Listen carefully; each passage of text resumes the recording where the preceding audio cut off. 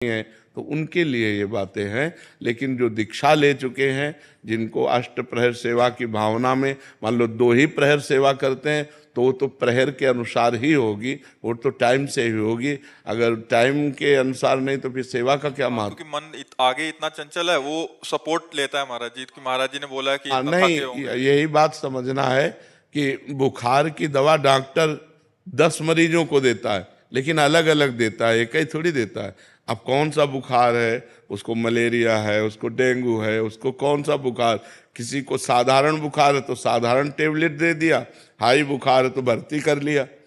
तो अब कह दे उस बुखार वाले को तो टेबलेट दे के भगा दिया, हमको भर्ती क्यों कर लिया? क्योंकि तुम सीरियस मरीज हो इसलिए भर्ती कर लिया। ऐसे ही प्रश्न का उत्तर जो अधिकारी है उसके अनुसार होता है। अब जैसे आप हैं तो आपकी जो दिनचर्या है उसके अनुसार आपको बता रहे हैं कि आप नाम पर विशेष ध्यान दीजिए और जब समय मिले तब सेवा कीजिए। और ये जो दुख होता है कि समय से सेवा नहीं हुई, ये आपकी प्रीता है, भगवान की प्रति प्रियता है। पर गृहस्थी में बहुत से ऐसे कार्य हैं, पर जो नियमनिष्ठ हैं, जिन्होंने दीक्षा ले रखी है, जो श्री जी की सेवा अष्ट प्रहर करते हैं, उनको इस बात में प्रमाद नहीं लेना चाहिए कि अब 12 बजे आके मंगला कर देंगे। नहीं, मंगला के समय मंगला करो और 5 मिनट 10 मिनट में करके फिर अपने कार्य में जाओ। नहीं महाराज जी, जब आप कहते हैं ना गृहस्थी में बहुत ज्यादा कार्य होते हैं तो बड़ा सुख सा मिलता है, कह रहे कि हाँ, ले ये महाराज जी सपोर्ट कर रहे हैं। अभी चलो महाराज जी भी समझ रहे हैं हमारी बात। नहीं, अलग अलग है, अलग अलग है जी। सुरजीत सिंह जी, महाराज जी मन को संतुष्टि कैसे मिलती है?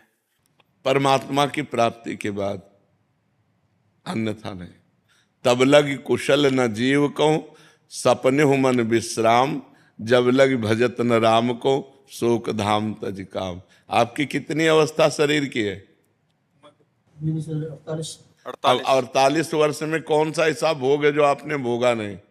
विचार करके देखो। तो क्या मन शांत हो गया? क्या मन संतुष्ट है? तो जब तक भगवान की प्राप्ति नहीं होगी तब तक ये संतुष्ट नहीं होगा। तब लग कुशल न जीव को, सपने हो मन विश्राम, जब लग भजत न राम को, शोक धाम तज काम। जब तक कामनाओं का त्याग करके भगवान का भजन नहीं होगा तब तक मन ये शांत नहीं होगा। चाहे इसे दुनिया के भोग दे दो, एक आदमी को सब वैभव भोग सामग्री मिल जाए और वो भगवान से विमुख हो तो कभी शांति नहीं मिल सकती। और कुछ ना हो और भगवान का भरोसा हो, संतोष हो, नाम जप हो, अरे वो चैन से आराम से सो जाएगा। उसे टेबलेट नहीं खाना पड़ेगा, उसे नींद का टेबलेट नहीं खाना पड़ेगा, वो चौड़े में सो जाएगा। भगवान का भरोसा हो, हृदय में संतोष हो, नाम जब चल रहा हो, इससे बढ़िया जीवन क्या है? अब सबके हृदय में असंतोष है, सब भगवान से विमुख होने की वाली क्रियाएं कर रहे हैं, तो कहाँ से मन संतुष्ट होगा? कहाँ से मन शांत होगा? शांत तो शांत स्वरूप भगवान है, शांताकारम। और आश्चर्य की बात है, भुजग शयनम, सांप की सैया पर शयन कर रहे हैं, शांत है। सांप को देखकर अशांति हो जाएगी और शेषनाग पर शयन करते, शांताकारम भुजग शयनम। तो भगवान ये दिखाते हैं कि भारी प्रतिकूलता में भी शांति तभी आ सकती है जब तुम हमारा चिंतन करोगे। भगवान का चिंतन करो तो शांति मन को मिले, भगवान का भजन करो, बुरे आचरणों का त्याग करो तो फिर आनंद की अनुभूति हो, तब भगवान की तरफ आनंद मिले तो मन शांत होगा। बिना भगवान के भजन के मन शांत नहीं हो सकता। चाहे लाख उपाय कर लो, लाख भोग दे लो, थोड़ी देर राजी होगा फिर ये अशांत हो जाएगा, फिर वही नए नए भोग मांगता हुआ। देखो इतना जीवन हो गया, अब आगे का जीवन जितना बचा है उसे भगवान में लगा लो, चाहे भोगों में लगा लो। भोगों में लगाओगे तो जीवन व्यर्थ चला जाएगा।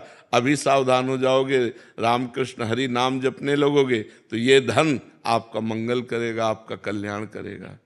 प्रियंका मिश्रा जी, राधे राधे महाराज जी। महाराज जी, जब मनुष्य को उसके पूर्व जन्मों के कर्मों के हिसाब से दुख या सुख भोगना पड़ता है, तो क्या पांडवों और कौरवों को भी उनके पूर्व जन्मों के कर्मों की वजह से सुख अथवा दुख भोगना पड़ा था?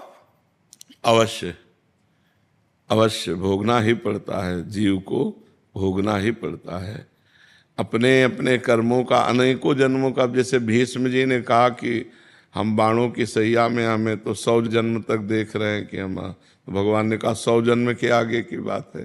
तो अपने हजारों करोड़ों जन्म हो गए हैं। तो ऐसे ही चाहे पांडव हो चाहे कौरव हो चाहे, अरे यहाँ तक कि भगवान ने अपने आप को भी उसी कानून के अंतर्गत रखा।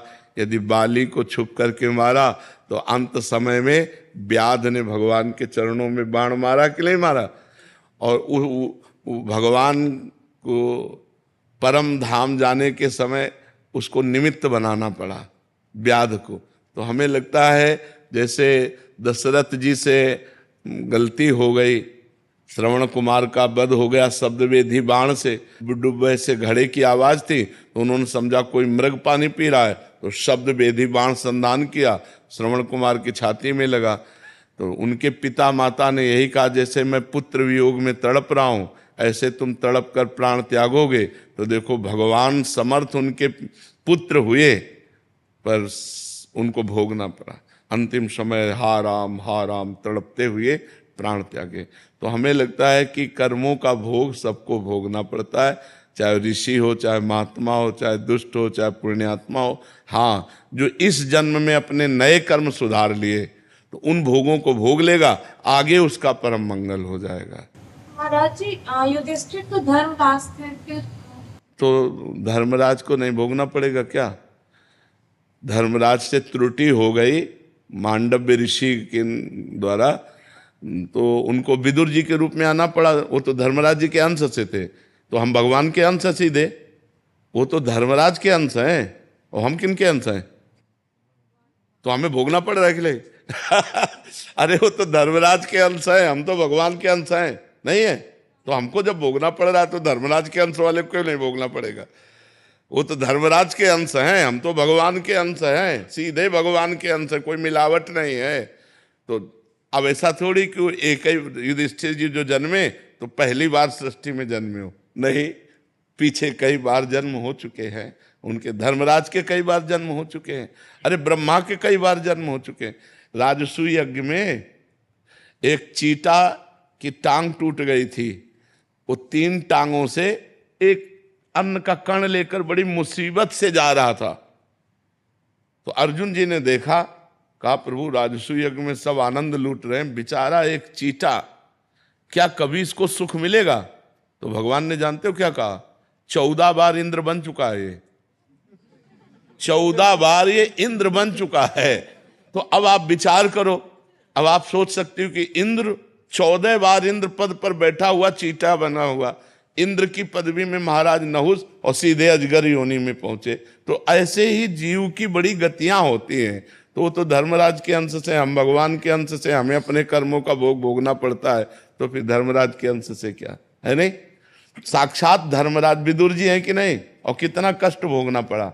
और धर्म के अंश से युधिष्ठिर जी हैं, तो वायु के अंश से भीम जी हैं, तो सब भोगना पड़ता है। अवश्य में भोक्तव्यम कृतम कर्म सो, अनेक जन्मों का जाल बिछा हुआ है कि इस जन्म में कौन कहाँ हुआ, इसके बाद वो धर्मराज में लीन हुआ, फिर वो धर्मराज के अंश से वो युधिष्ठिर के रूप में जीव आया। तो ये बड़ी लीलाएं भगवान की, वो ये भगवान ही जान सकते हैं, पर भोगना अवश्य पड़ता है। जी प्रवीण जी। राधे राधे। राधे राधे महाराज जी। महाराज जी, अगर मेरी पत्नी पूजा पाठ कर रही हो तो क्या उसका फल उसके पति को प्राप्त होता है क्या महाराज जी? नहीं, उसका चिंतन, उसका भजन उसको पूरा का पूरा प्राप्त होगा। आप यदि साधन भजन करेंगे तो आपने पाणी ग्रहण लिया है, आपकी अर्धांगिनी उसको प्राप्त होगा, लेकिन उसका साधन भजन किया हुआ वो चाहे आपको दे तो आपको प्राप्त हो सकता है, नहीं तो नहीं। आप चाहो या ना चाहो वो चाहेगा।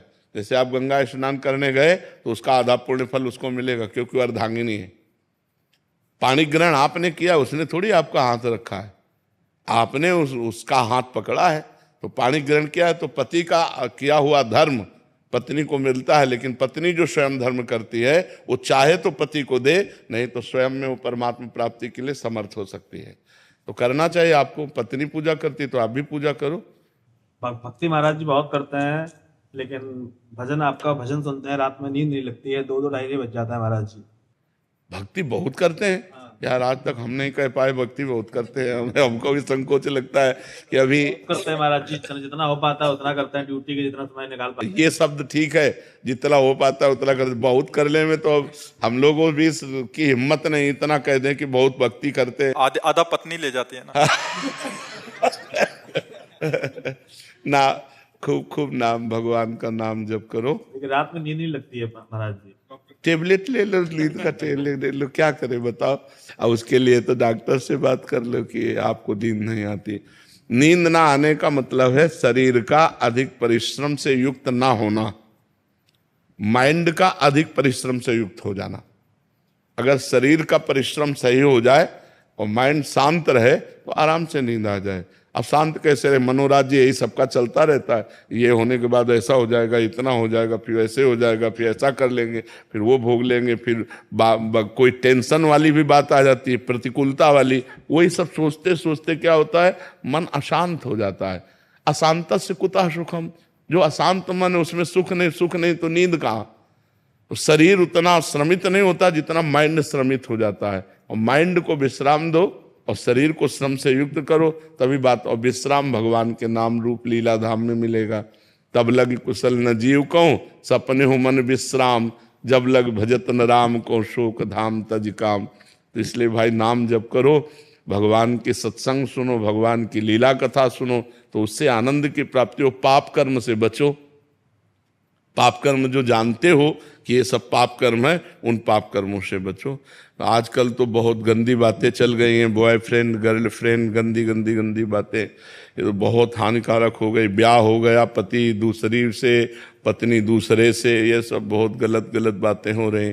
और कितना सुंदर पति हो उसको अपने पति पर संतुष्टता नहीं, कितनी सुंदर पत्नी हो उसको अपनी पत्नी पर संतुष्टता नहीं। आज हमारे धार्मिक भारत देश में ये जो गंदी बातें प्रचलित हो गई, कितना मतलब अनिष्ट हो रहा है। पति पत्नी पे विश्वास नहीं रह गया। पति वंचक पर पति रति करई, रौ रौ नरक कल्प सत परई। जो अपने पति को त्याग कर दूसरे पुरुष से संभोग करती है, वो करोड़ों कल्प तक रौ रौ नरक में डाली जाती है। बहुत दुख मिलता है। पर कौन, जब शास्त्र स्वाध्याय नहीं तो मनमानी आचरण होते चले जा रहे हैं। इसलिए पुरुष को भी चाहिए अपनी पत्नी के सिवा किसी की तरफ गंदी दृष्टि न करे। पत्नी को चाहिए अपने पति के सिवा किसी की तरफ गंदा भाव न रखे। गंदी दृष्टि करने से पाप बनता है, पाप अशांति, दुख, डिप्रेशन यही प्रदान करता है।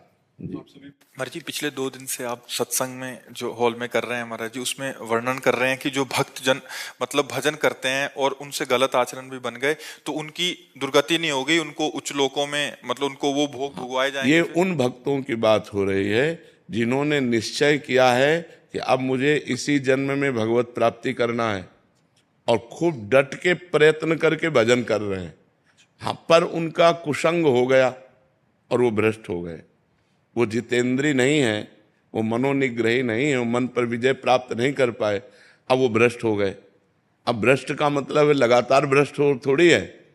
अब वो भ्रष्ट हो गए, प्रयासरत थे भजन में, उनका लक्ष्य था भगवत प्राप्ति, और शरीर पूरा हो गया, भगवान के दर्शन नहीं हो पाए, भगवत प्राप्ति नहीं हुई, तत्वबोध नहीं हुआ, तो उस भ्रष्ट का क्या गति होगी। भगवान श्री कृष्ण से अर्जुन जी ने पूछा कि उस भ्रष्ट की क्या गति होगी। तो भगवान ने बताया कि ऐसे जो भ्रष्ट होते हैं वो नरक तो जा नहीं सकते, क्योंकि भगवान का नाम जप करते थे, भगवान के मार्ग में थे, भगवान के आश्रित थे, वो नरक नहीं जा सकते।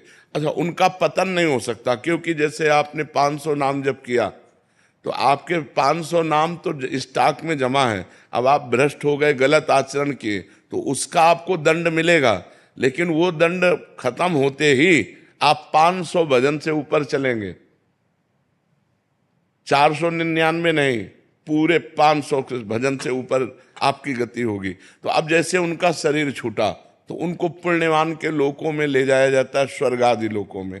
स्वर्ग आदि लोकों में जैसे वो स्त्री से भ्रष्ट हुए या जिससे भ्रष्ट हुए, वो सारे भोग उनको दिए जाते हैं।